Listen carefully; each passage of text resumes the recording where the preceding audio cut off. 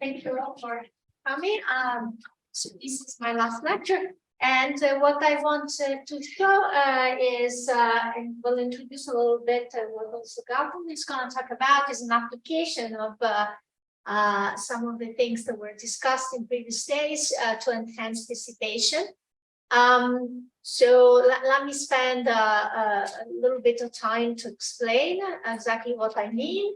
So we look at the linear Bakchan diffusion equation. By diffusion here, I mean also hyperdiffusion, because I want to apply the Korolov-Bashinsky equation, which I introduced yesterday. So gamma here could be 1 of 2, and of course I should have put the minus sign inside. Okay, so so I will do it either in the whole. So I want to give an example in which you look at enhanced dissipation also in the whole space, because so far we have basically discussed the case of the torus or maybe some bounded domain, and we can say some things on some in R2. Or omega is a bounded domain with periodic or homogeneous, so the torus or homogeneous Dirichlet-Neumann boundary condition. And U, I will assume it's always tangent to the boundary in this case, and theta will be an L function here. So I will call this, of course, it's a linear equation, so it's totally well posed. So you have a solution operators. It's not a semi-group because U could depend on time, but it's an evolution system. But okay, so you have the solution operator. The meaning of S here is that it takes the solution at time S and it gives the solution at time T. And I'm gonna, in the case where you have Neumann boundary condition, I will assume the initial condition is mean-free, so you actually have uniqueness. I will also do the following. I will rescale U by putting in front a positive constant, which will represent the amplitude of this flow. And by a time change, you can always assume that A is 1, and then you're going to basically change the viscosity here. So if A goes to infinity, nu goes to 0. So I will define the dissipation time. It's really a property of the solution operator, but I would say that I would call it the dissipation time of the flow here. It's defined like this. You take the infimum of all positive time that it takes, so you take the smaller time that it takes the solution operator to cut the size of the solution by a certain fraction, let's say 1/2. And in principle, tau depend on S, but if you have uniform bounds, nice bounds on U, and U is sufficiently regular, then in fact that it should only depend on T. And this is a well-defined notion because it's finite and positive. And adding a velocity here in some sense always helps. So we're going to say they use dissipation enhancing if this time goes to 0 as the viscosity goes to 0, as the amplitude goes to infinity. And if you use dissipation enhancing, you can also view its effect in terms of the decay of the operator norm of the solution operator. So will decay with a prefactor which is larger than what it would be for the, sorry, this print should be nu. So for the heat equation, you would have nu here, but here you have a prefactor that's lower. So therefore, you decay faster. So there are examples of that, of dissipation enhancing flows, yes. So for steady flows, you have, then you talk about relaxation enhancing flows, and there is a certain spectral condition. Let me just say informally, you don't have eigenfunction in the appropriate H space for the Laplacian H1, for the bilaplacian H2, and this is beautiful work of Andrei and Peter, Sasha, and Lenya. If a flow is mixing, in the sense that you have a decay of H-1 norm with a certain rate, then it's known to be dissipation enhancing. There are many people that have worked on here, including, of course, Gautam, and he will, I think, discuss some of this. Also, but you don't need to be mixing. So if you prepare the data, so if you choose prepare data, then you can take shear or cellular flows, and I will mention shear a little bit in more detail. And again, I think Gautam will discuss the case of cellular flows here. So there are basically two, okay, I should say there are three methods, but since I'm not a probabilist, for me there are really two methods to do this, which is hypocoercivity or resolvent estimate. Hypocoercivity was already discussed. And it turns out that in the case of hyperdissipation, or if you have fractional dissipation, in fact, hypocoercivity is a little bit more difficult to apply because when you take these commutators that were already mentioned by Kristen, for example, okay, you start to create more terms, and it's a little bit harder to control things. And it's also difficult to apply in the case where omega is unbounded because you have a lack of Poincare inequality. So in this case, resolvent estimate seems to work better, and I will give you some, I will explain what I mean by resolvent estimate, and I will also give you explicit example. On the other hand, it seems that you need more restrictive conditions. I mean, of course, these are sufficient, perhaps not necessary conditions, but that's what it looks like it. And what I mean by a resolvent estimate is that we exploit a certain type of theorem, which in some form was proved by Gerhardt and Proust, also called maximally accretive operator or M-accretive operators on Hilbert spaces, and I will explain what this is for the student. So you take, so this is an abstract result, and we use it as a black box, okay? So we didn't try to improve on the theorem or anything like that, just apply. And so what is an M-accretive operator? So you take a densely defined linear operator H with domain DH on a complex Hilbert space, and it's called M-accretive if it's, first of all, the accretive, which means that minus H is dissipative. Okay, that's what it is. The real part of H, linear product between HF and F is positive, is not negative on the domain, of course. And then you have maximality, that is the range of H shifted by some positive number is the entire Hilbert space. It should be a graph H. Okay. So if you have a closed M-accretive operator on a Hilbert space H, then using these results of Gerhardt and Proust show that you can bound the operator norm of the semigroup. So let me first say that if an operator is M-accretive, minus H satisfies the Hille-Yosida theorem. So you have generation of a semigroup. Not, of course, not a contraction. And in fact, you have a bound on the operator norm of the semigroup, which is of the following form. Okay, so you have a constant and then a decay rate. And the decay rate is in terms of the spectral function here, psi of H, which is defined like this. So it's a resolvent estimate. So this is the resolvent. And you take the infimum of the norm of H minus I lambda. Okay. And so if you can estimate this thing here, you have an estimate on the decay rate of the operator, which in turn tells you whether you have enhanced dissipation or not when you compare this decay rate with the heat equation. So the goal is to estimate this psi for this operator here. Oh, and these are not the right slide. Okay, so I've corrected this and somehow, okay. So again, this should be nu minus Laplacian to the gamma. Okay, so if gamma is 1, okay, this is correct. If it's gamma is 2, it should just be nu gamma squared. Okay, and of course that this will work. Okay, you have to say what this U is. Okay, so we want to apply it in the case of shear flow. I will discuss that later, but also we wanted to apply to the case of flows in unbounded domains. And so we looked at so-called circularly symmetric flows, and then we also looked at the three-dimensional examples. This is in a bounded domain. But okay, it's a three-dimensional example. It's in a cylindrical domain, and this is what's called a pipe parallel flow.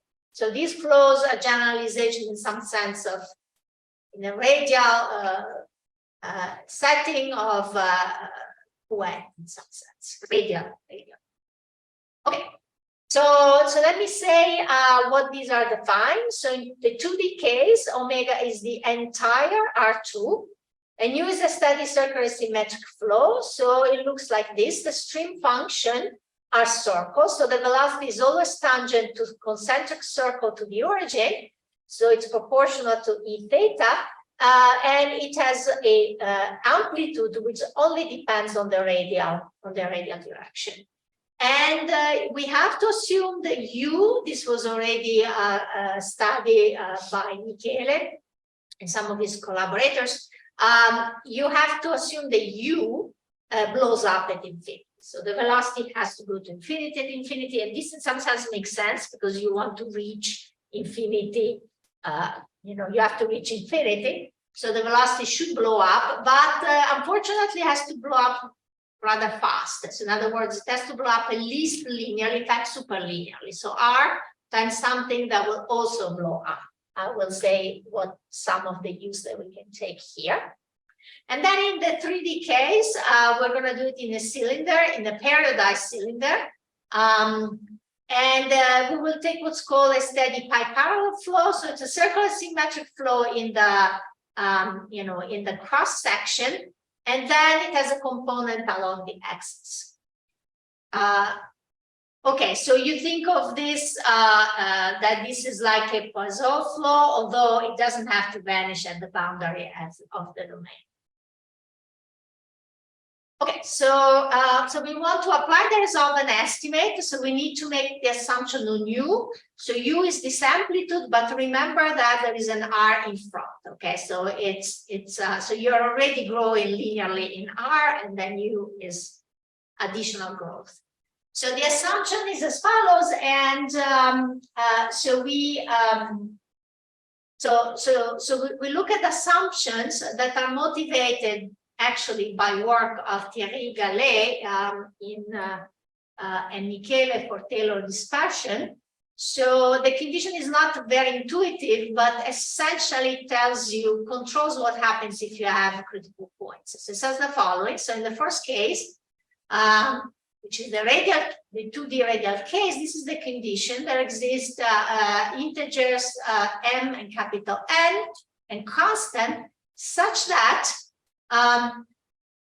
you can divide up the domains into pieces controlled by this constant delta naught, and on these little intervals, UR has to basically be bounded away from constants. Okay. So one example where this works is UR equal R to the power M, where M is an integer. Okay, so at least one. And so this case was already discussed by Michele and Cottizelato and Michele. So in this case, you blow up very fast, right? It's R square at least or more. And in 3D, the similar situation is simply that we take a particular type of profile, which is not just UR, but remember there's this sign part there. Okay, but it's exactly the same condition. So it's really not an intuitive condition, but it simply says what happens near if you have critical points. So one example in this case would be for m equal 2, UR equal the cosine of 2 pi R, and actually this was already done in the case of the torus by Fen, Yang Fen, and okay. So some remarks. So the assumption 1 and 2 are inspired by work of Michele and Thierry on Taylor dispersion for shear flows. And if you satisfy the assumption 1 and 2, it can only have a finite number of critical points up to order m. In 2D, U is unbounded. In fact, it blows super linearly. And in 3D, U is tangent to the boundary. In both cases, of course, U is divergence free automatically, and it vanishes at R equals 0. So R equals 0 is degenerate at R equals 0. In 3 dimension, we take an infinite pipe, but we impose periodic boundary condition in Z. So it's like the equivalent of a periodic channel in the cylindrical, in radial symmetry, and homogeneous boundary condition in theta on the boundary. Initially, it would be okay too. Okay, so just compatible boundary condition. And then the usual trick that you do in this resolve and estimate is that you really are interested in the behavior not in the angular variables, right, when you have closed streamlines, but in the radial variables. So you do Fourier transform in theta. So there are two theta here. Sorry, there is a theta. So one is the angle, and the other one is what you are transforming. Okay, so here theta is the angular variable. So you apply the Fourier transform in the angular variable, and in the case of the pi, you also apply the Fourier transform in z. Okay. If you do that, then you introduce these operators where you have the Laplacian or the bi-Laplacian in polar coordinates, and the same here in cylindrical coordinates, and the rest becomes just multiplication of the frequencies times the amplitude of the flow. Okay, and then we want to study. So we have two operators now. They're just operators in R.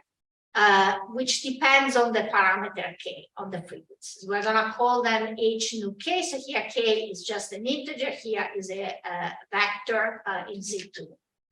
And then we want to study the accretivity of this operator and apply the resolve and estimate on these operators here. And if we do that, notice one thing that unfortunately, okay, when I move to cylindrical or polar coordinates, I have weights, right? And so the estimate on the resolve are a little bit trickier because you have weights that you have to deal with. So the two theorems that we can prove are the following. So if you have a circularly symmetric flow that satisfies assumption 1, and if you have a solution of the advection diffusion equation, by diffusion, I mean it could be Laplacian or bi-Laplacian, both of them. The rates, of course, depends on, so gamma is 1 or 2, gamma for the Laplacian, gamma equal 1 for the Laplacian, gamma equal 2 for the bi-Laplacian. And what you have is that you have decay rates, of course, away from the kernel of the operator. So you don't decay. So the advection operator as a kernel, okay, and away from the kernel of the advection operator, then you decay, and you decay exactly with the rate lambda nu, which is nu to the m plus 2 gamma, where this m is exactly the m that happens in the condition that appears in the conditions on nu. Okay. So, for example, if you know the critical points and the behavior of the critical points, you will know what this m is. Okay, and the similar estimate works. So there should be a gamma here also. Exactly the same estimate works for the pi output. Okay, so that's a sketch of proof. So we first thought, to prove directly accretivity of this operator h nu k in the weighted spaces, but it turns out that actually that's a little bit harder than it looks. So the trick here is, in fact, to observe that the accretivity of the operator follows this operator when you apply the Fourier transform, follows by the accretivity of the initial operator, which we already know is dissipative, by using the fact that the change of variable give you an isometric isomorphism from L2 of omega to L2 of omega with this weighted norm. And then using some orthogonal projection. And then the actual resolve estimate for this operator here, it's just done by energy estimate. So it's done like for standard shear flows. So once you do this, then we have, we have the enhanced dissipation for this flows. So, so for the rest of the lecture, I want to discuss a simpler case. It is the case just of shear flows. And an application to Kuramoto. But before I move on to that, let me say some open problems. First of all, it would be nice to have more examples of flows in our D for not 1 and 2 here, I mean D2 and 3, where we can actually do this estimate, and not just for circular symmetric flows, but we don't know. Are really this assumption 1 and 2 necessary, or can relax them? We don't know. We would like to do application to nonlinear PDEs. Once I introduce the Kuramoto-Sivashinsky equation, again, I will tell you what was our motivation for looking for circular symmetric flows, but unfortunately it doesn't work, and I will tell you why. So, yes. What is H? So H nu K is what you obtain by Fourier transforming in the angular variable and in the vertical variable for finite. Yeah, and H. Yes. Point number 2, H nu K and H. Yes, so H nu is the actual operator. So H nu is what you really want to bound. So H nu is nu minus a plus into gamma plus, okay, in this case, it's okay, it's u dot graded, okay.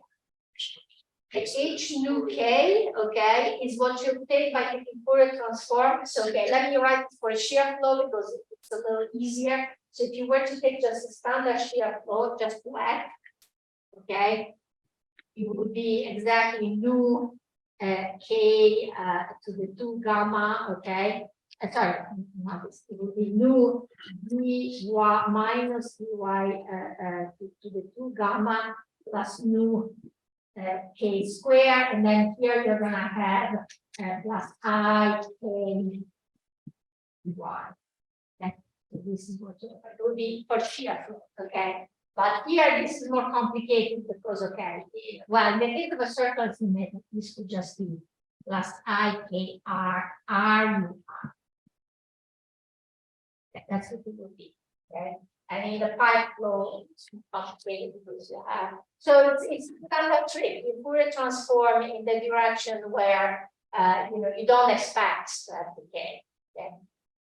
The Fourier transform.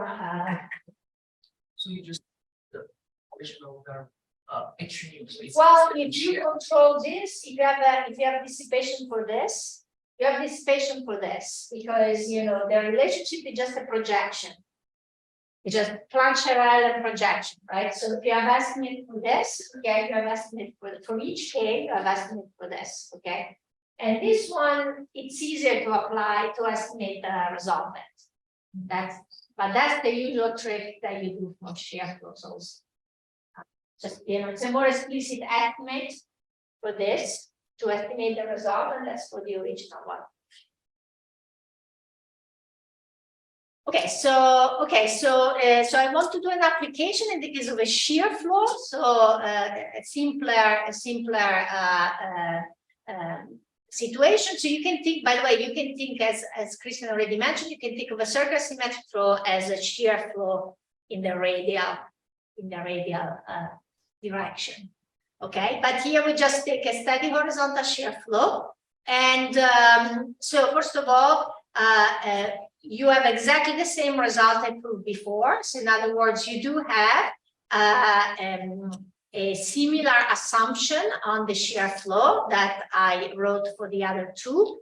And if you have this condition, one example would be, for example, the sine of y to the power m, for m is greater or equal than 1, then you can prove that the accretivity, so you can prove the resultant estimate for this operator here, and you can prove you have enhanced dissipation. So this generalizes a little bit the results that were already known for shear flows, like for wet and for other types of profiles. Okay.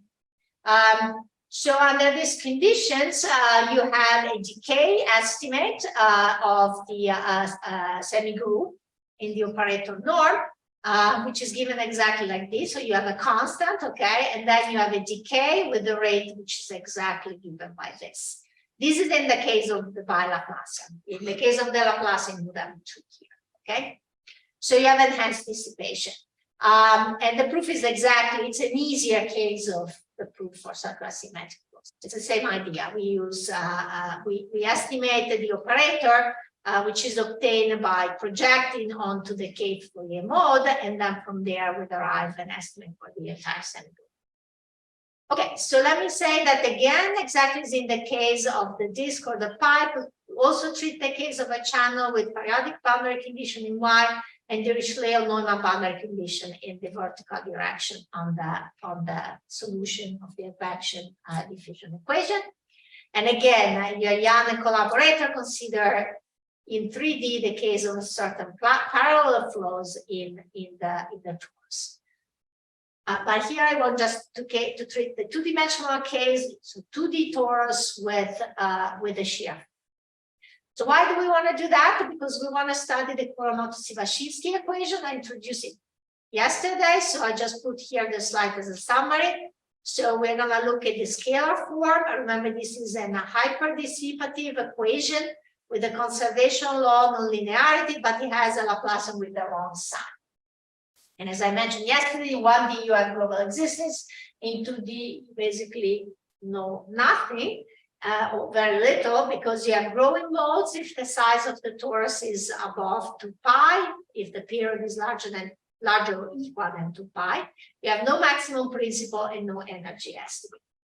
And so here I put the slides. This is just just for to be complete, to tell you what is known. And so the first 2 points is to say the equation is very nice for short time. So you have short time existence, it's analytic for positive time, you have short time existence even for very rough data in negative subspaces and so on. So here the regularity is not an issue as you expect, and you do have a continuation criterion that based on the L2 norm. So if we want to prove global existence, we need, one way that we can do it is to control the L2 norm. And so if you think about it, this is a good setup for using enhanced dissipation. Let me say, I didn't mention this yesterday, but I wanted to mention that in some sense you have this interesting fact that if you could prove, a priori bound, not on the L2 norm actually, but on the H1 norm, in fact, you would know not only that the solution is global, but you would know that it has finitely many determining modes. It has an attraction, in fact, the attractor, in fact, it has even an inertial manifold. But the problem is we don't know how to prove this estimate. So what can you say about global existence of this equation? Well, if you make the domain close to 1D, it works. So either thin or highly anisotropic. If you assume small data and no growing modes, then you can do a mild formulation. In fact, we can allow one growing mode. As I said, this is work with David Ambrose. But here I want to really show you how, if you add advection, then things become all of a sudden very nice. And I wanted to do advection in the following sense. I want to add to the equation a linear advection terms. So I will call this the advective KSE. And I want, in this case, V to be a shear flow. So if V is mixing, we can prove global existence for all growing modes, all data. I mean, it's perfectly nice. Here, if you add just the shear flow, as you imagine, this operator has a kernel, so we have to impose condition on what happens on the kernel of the operator.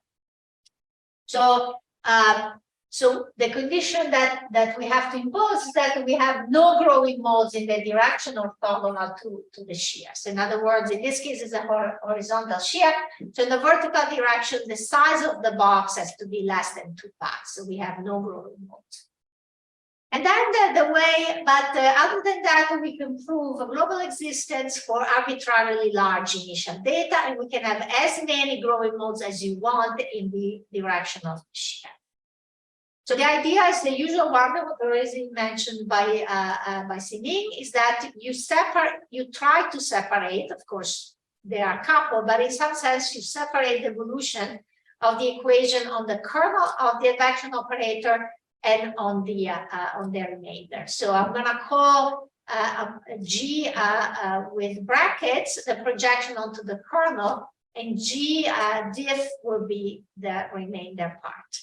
So I will refer to this as the kernel and the projected component. So when I say kernel component, I mean the projection onto the kernel. And then you look at the equation satisfied by these two things. Of course, they are coupled, the only things that I want you to look at these slides is the fact that the equation for the evolution of the projected component is coupled to the equation for the solution of the kernel component only through this term here. It's the derivative in y of the kernel component. So it makes sense to look at what this quantity here, how this quantity behaves. So let's call psi the derivative in y of the kernel component. This is just a function of y because it's the integral in x. And you satisfy this equation here, okay? And so you start to see that, and this is coupled back to the equation for the projected component through the gradient square. And so you start to see that if there are chances that we can control psi, and hence we can control phi by bootstrapped arguments. And that's exactly what we're going to do. And of course, always in all this equation, you have an L2 continuation principle. So that is, if you control the L2 norm, you continue the solution. So our main result is this, and I should have said this at the beginning. This is joint work with Michele Cotti-Zelati, Michele Dolce, and Yang and Penn up here last year. So here's the result. So let's take phi naught to be any L2 function of the torus, and let's assume that the profile of my shear satisfies the assumption that I wrote down at the beginning. And then there exists a positive viscosity coefficient nu naught, which depends on the size of the box and on the size of the initial data, such that for any nu less than nu naught, we have a global entanglement solution of the effective Kuramoto-Slashinsky equation with data given by this phi naught. So as you suspect, nu goes to 0 as you make the size of the data larger, but nevertheless you have existence. And of course, here I should have said we still have to take our L2 to be less than 2 pi. Okay. So we cannot allow growing modes in the direction of the shear. In fact, you don't need to have the U satisfy assumption 3. You can be any profile with a finite number of critical points of order m greater or equal than 2. But the resolvent estimate doesn't give you the optimal rate of decays. But it doesn't really matter because for this result, you only need to have some improved decay. You don't have to have the optimal one. Okay. And this parameter nu naught, you can in fact quantify it in terms of the rate at which nu divided by lambda nu goes to 0. So in terms of the improvement on the rate of decay of the operator. Okay, and the proof is very quick, so I will probably finish sooner. So it's a bootstrap argument, and we really took it from the works in with Jacob. Okay, so it's a bootstrap argument. And it says the following, okay, so based on the local existence theory, you know that you have a good control for short time. And then you're going to use the enhanced dissipation to show that, in fact, this control is even better, okay? And that allows you to extend the time, and then you will have global existence. So the bootstrap assumption here are this, that you have a nice decay of the L2 norm, of course, on the projected component, you have no decay in the kernel, and you also have a control on the Laplacian here. This is you would have the gradient if the equation had the Laplacian, but here the equation has a bi-Laplacian, so you have to control the Laplacian in L2. So you have a nice integrated control on the dissipation rate in terms of the initial condition. Now you know that these two estimates exist at least for short time. So let's call T naught the larger time, the maximal time on which this condition holds. And then what we can prove that on this time, so between 0 and T naught, this maximal time, in fact, you have a nice energy estimate for psi. Remember, psi is the derivative in y of the kernel component, okay, which is what couples the two components together. So if you control this, you can control the loop and the bootstrap estimate. So this is the energy estimate that we have. And of course, is nu is small, then because we have a nice decay of the semi-group, we can improve this estimate. So for nu small enough, we can prove the following. We call this the bootstrap estimate. So if nu zero is small enough, then in fact the estimate here holds with half the constant. Okay, so the same estimate holds on the same time interval, but with half the constant. And so that means, because you have a continuation principle in L2, that in fact T0 is infinity. Not only that, so you have a global existence, of course, just for the projected component, okay, at this point, but it's actually in the in the right space, right? So it's L infinity in time with values in N2, intersect L2 in time with values in H2. And then you go back to the energy estimate for psi, and from that energy estimate, you can also conclude that psi is in the same spaces, okay? Psi is only a function of y, right? So it's a one-dimensional force. And that allows you to control also the mean. I didn't write this down, but the mean satisfies an ODE, which depends on psi. So it's phi bar dot, it's minus E minus psi squared. That's your ODE. So if you control psi, you control the mean. Okay, so you control the entire solution.